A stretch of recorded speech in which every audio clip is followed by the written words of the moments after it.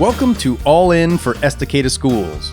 Joined by School Superintendent Ryan Carpenter, we'll be taking an in-depth look into the work, the data, the wins, and the fun that's happening every day in the Estacada School District.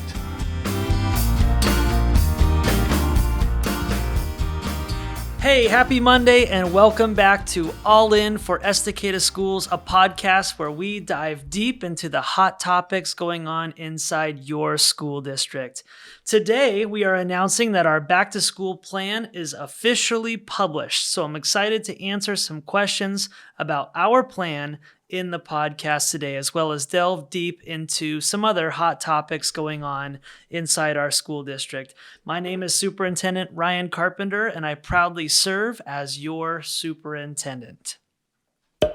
If you had to eat one flavor of ice cream for the rest of your life, what would it be?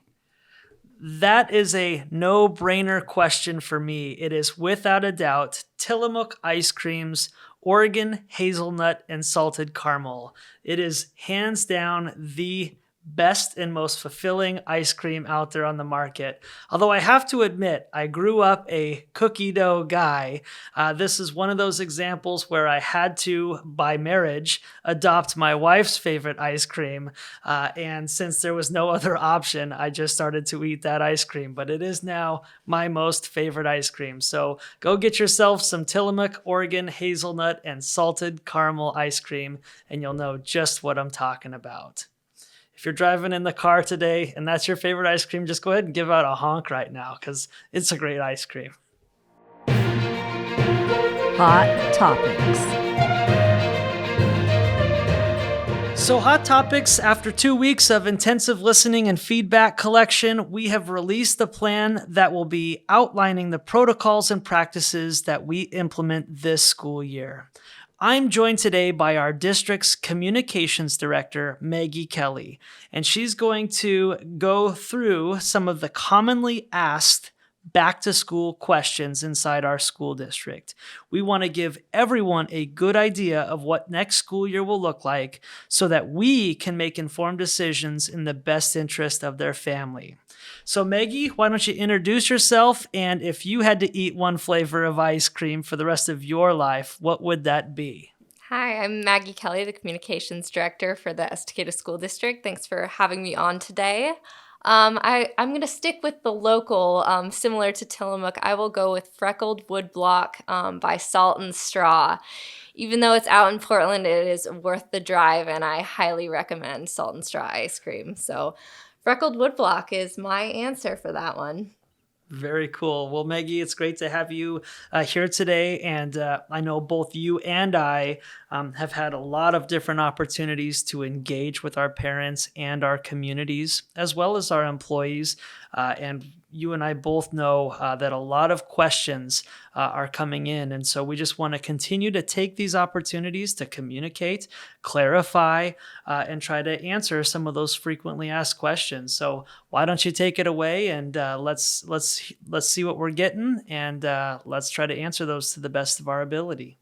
Yeah, I know the back to school jitters can be a very real thing, especially when you don't know what next year might look like. So yeah, we are here to provide as much clarity as possible. So I want to thank the community members that have been submitting excellent questions and encourage you to continue to ask questions. We're happy to answer them. So our first big question that we get all the time is, where did we land on face coverings and why did we make that decision?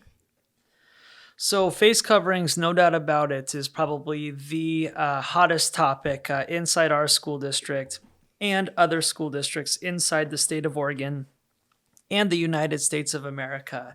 The Estacada School District landed in compliance with the Oregon Department of Education's Ready Schools, Safe Learners document, which highly recommends that any child and or adult who comes into our school district who is not vaccinated wear face coverings. So it is the stance of the Estacada School District that if you or your child or are an employee of the Estacada School District and are not vaccinated, we highly recommend that you wear a face covering. Now, that being said, the choice is ultimately passed to the family, and or the employee. And so if families choose not to send their children to the Estacada School District with a face covering, that is their call to make. Our role and responsibility is to welcome all students who walk into our doors and serve them with a high quality education. And so at the end of the day, face coverings are a family choice with the exception of one big one, and that is transportation. Transportation is a federal process, and at the federal level, anyone who rides in public transportation, be that airplane, a public transit bus, MAX, or a public transit train, or a yellow school bus is still required to wear a face mask. So if you do choose to send your child on one of the Estacada school buses this year, your child will, at this point, need to wear a face covering, but then they can take that off if they so choose while on campus. Okay, thank you. Our next couple of questions are going to be around virtual school. So we will be having virtual school if we have snow days, correct? And what does that look like if there's power outages? Great question. Thank you. We do intend to have virtual school days for snow days, as well as virtual school days for students who have to quarantine, who have been identified that need to quarantine. It is our school district's responsibility to continue to provide a quality education while children are at home. Now, one of the things that we're very focused on is equity or access to a high quality education. And so, for example, if it is snowing outside and several of our neighborhoods and or houses are out of power or we're experiencing a power outage, then obviously we need to make a different determination because not all kids can access the education through the virtual schooling process. And so it is our intention, to the best of our ability, that when we can see snow coming in our future, to prepare our organization to continue to conduct high quality education virtually on those snow days. But we'll have to make that determination each and every single day to make sure that our community can access that education. All right, thank you for that clarifier. And so snow days or inclement weather and quarantine are pretty much the only circumstances this year where we will be conducting virtual learning. And we're really excited to get our students back in the classroom and to see kids walking the halls this year. And speaking of walking the halls, our next question, an easy softball here, will we be having lockers again this next school year at the middle and high school level? Yes is the answer to that question. I know both at the high school and middle school level, which is where those lockers contain. To my knowledge at this point, our building principals, as they create their master schedules and create their safety plans, lockers are included. And so kids will again have access to those lockers, which I know they covet so greatly. So that's a good thing. Yep, I think students are already getting ready with their locker decor and a couple of changes that will be made. Locker handles or that combo lock will be sanitized more often. And then additionally, we'll be doing just a little bit of cohorting, making sure certain grades have their lockers near each other to help with contact tracking. So those are a couple of changes that will be in place. Our next question is social distancing. We're going to be recommending and trying to enforce 3 feet of social distancing when possible. What does that look like? How will that be enforced? Will it be kind? Will it be punitive? A little bit more clarity on that. Sure. Well, first of all, these are plans that are still being developed at the building level when it comes to making sure that we're trying to keep all students as safe as possible as we logistically go through a traditional or typical school day. One thing I will say is that our classroom teachers and our employees, great employees inside our school district, are always going to keep social distancing and that lens at the forefront as they engage in their daily activities and work, from how they set up the classroom to how we pass each other in the hallways, use the restroom, etc.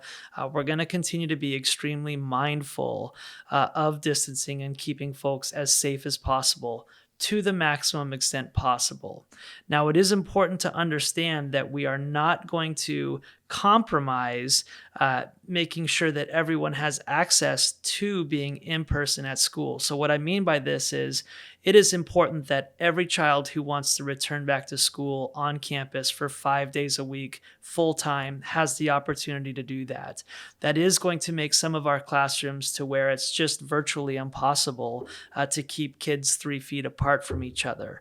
And so we know that we're not always going to be able to maintain that social distancing, but we're going to try our best when the time comes to do our best to keep it that way, both from the lunch perspective, the classroom perspective, and the hallway perspective. But at the end of the day, we want to get back to best practice teaching and learning. We want to get back to small groups of instruction, and we want to get back to allowing kids to just be kids to the best extent possible. So we're going to be mindful of social distancing, but at the end of the day, we're going to do what we think is best for the classroom and best for instruction so that we can offer that great education. Now, how will we police that? No different than we did last year. We're going to continue to remind, we're going to continue to ask kids and adults to be thoughtful about their space and what's around their space, and how they can promote good hygiene and cleanliness in their space, and hand washing, etc. So all of it's going to be kind. There will be no punitive things for our employees and for our students who are there. At the end of the day, we just want to offer a great school day, and with safety in the forefront of our mindset. All right, thank you for that clarifier as well. Our next question, I noticed you mentioned equity in terms of students accessing virtual learning, and we mentioned equity in the back to school plan. What does an equity lens look like in practice in our buildings? Is this something we're putting in curriculum? Is this something that leaders use to make decisions? What does that equity look like in our schools? Sure. So equity, critical race theory, some of those other buzzwords right now are extremely hot topics on the political stage. And I don't deny the heat and controversy of all of those things, and dependent upon where you sit on the political aisle is going to have a strong influence as to what you think or believe about equity or critical race theory. I can tell you that at this point, the Estacada School District does not have any approved curriculum involving critical race theory. And so you can rest assured that at this point, your child should not be exposed to any type of textbook or lesson plan that delves into the methodology of critical race theory. It just hasn't been approved, nor have we adopted any curriculum that says that. Secondly, when it comes to equity, we're just talking about access. And so we want to make sure that all kids have access to their education, which we're federally, legally required to provide for all kids.